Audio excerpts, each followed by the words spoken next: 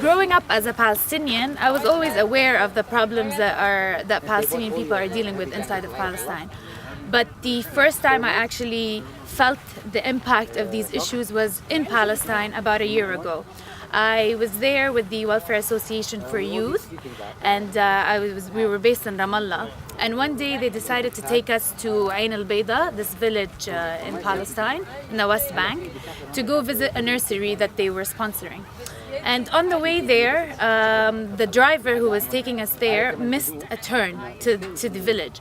And then so we ended up at a checkpoint, an Israeli checkpoint. And at the checkpoint, we just told them that we missed the turn. So we were wondering if we could just make a U-turn to get into the village. And they said it wasn't allowed because we had a Palestinian plate number. So they made us go across the mountain.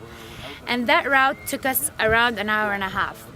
When I got to the nursery, I was very frustrated, being stuck in traffic for an extra hour and a half. And I was complaining to one of the guys that works for the Welfare Association.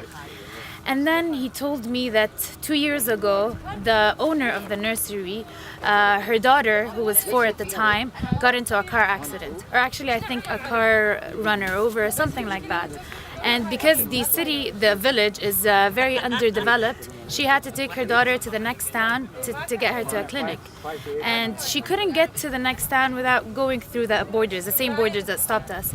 And at that checkpoint, they made her wait for 3 hours. And they wouldn't let her pass. And she was carrying her daughter in her arms and she bled to death. And that's the point when I realized that being stuck in traffic for an hour and a half is a problem that we deal with. But to them, having your daughter bleed to death in your arms is a normal problem that they're used to. What can you do, or what are you doing to help the cause? What can the average person do?